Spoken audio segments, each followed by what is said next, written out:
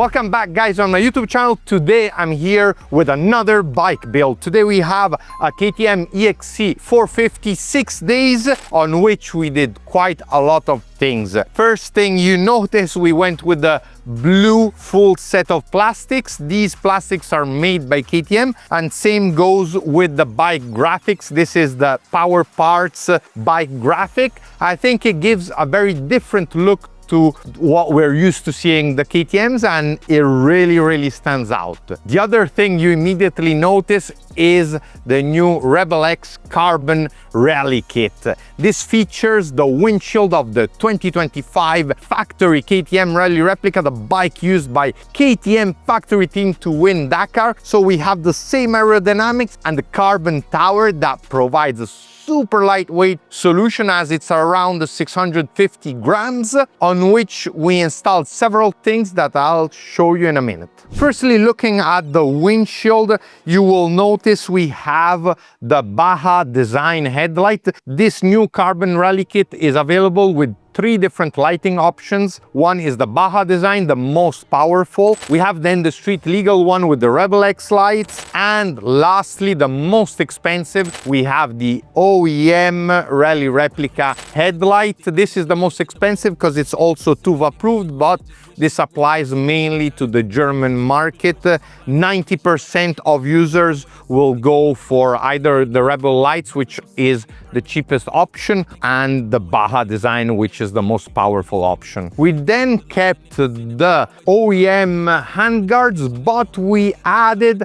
a protection. It's not really the protection for these handguards in order to close them. It's from another bike model, always from KTM. We did a small hack, but in this way we have a good protection, and they're in plastic, so they're not dangerous like the aluminum ones. Also, the suspensions have been changed. We have the cone valve on the front and the tracks on the rear. This is to have the maximum performance and have a really high-end enduro bike transformed in rallies in order to take part in European rallies and possibly also some desert rallies. Rider's point of view, there's a lot going on. We have the Garmin Tread XL. This is a 10-inch GPS on which you can install the DMD2 app, and that's what we did. We also have a secondary Garmin GPS. This is the 276CX.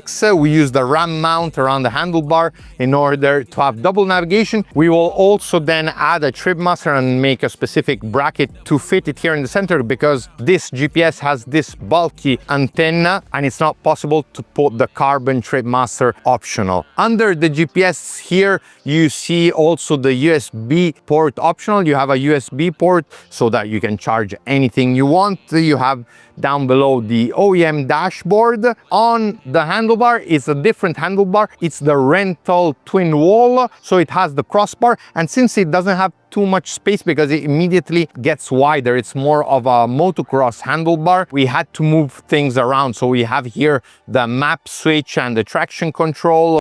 We had to put here the light switch because we also installed the 7 solid Bluetooth switch in order to navigate with our GPS. But since we're putting a trip master, we also put the trip master command so that you can also regulate your trip master and change the various menus. All this is mounted on the Power Parts WP triple clamps that let you adjust where you want the position of the handlebar. In this case, we'll have to move it a bit back because when you have a nav tower with devices, you want to have your handlebar as back as possible, but also from a riding feeling, the closest you have the handlebar to you, the better, especially entering turns. Some quick features of the tower is also the fact that you have a tool bag compartment that is the Erie track bracket, so it lets you put here any tool bag, any rain gear and so on. You can easily detach the windshield without the use of any tools, just by hand in a matter of seconds. The GPS is adjustable. You can adjust quite a lot the tilt angle and also bring it a bit more up and a bit more down. So the options are really a lot, especially with this bracket. Not only the Garmin devices fit, but also Carpe Heater, DMD, WLP. So basically all the devices can be fitted, and you can also add some extra bracket if you need to add any other device. Now from the side you can see we went with a full Akrapovic exhaust.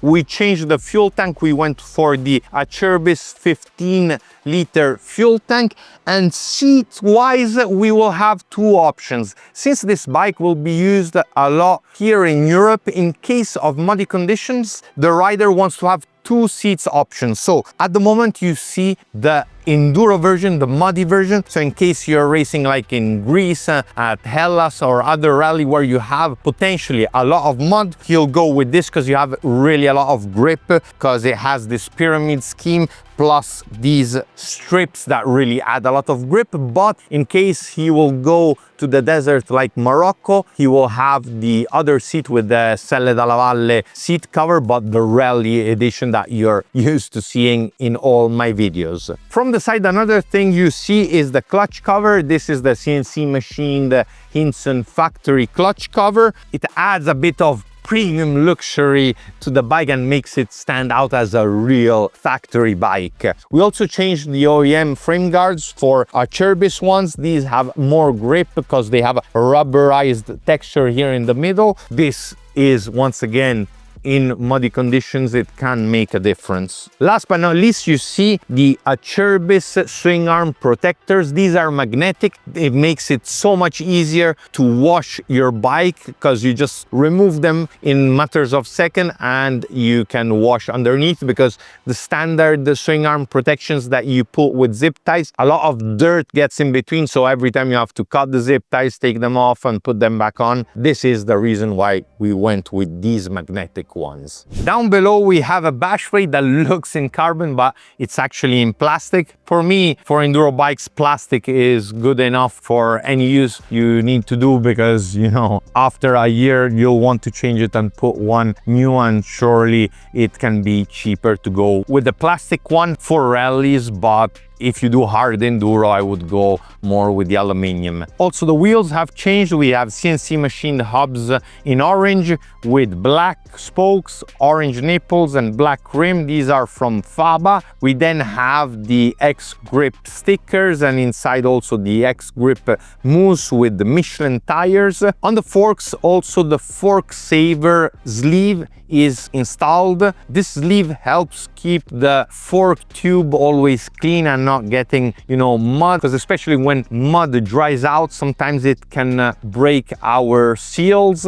In this way it's more protected. I used a similar system at Dakar to try and avoid having to change my fork seals. Just a few things I almost forgot. We changed also the throttle tube for a domino throttle tube together with the grips. These are a bit softer, and we added on the front brake disc a plastic protector. That's all for this very factory build. I believe this bike has really top performance and is ideal if you want to take part in rallies and have, you know, a really stable and nice rideable bike, thanks to the factory suspensions it has and, you know, all the factory stuff it has, including the carbon tower that makes everything so light on the front end. Let me know in the comments down below what you think about this bike. If you already own maybe a KTM EXC or a Husqvarna FE, as the parts are basically identical. And be sure to subscribe to the channel, follow me on Instagram,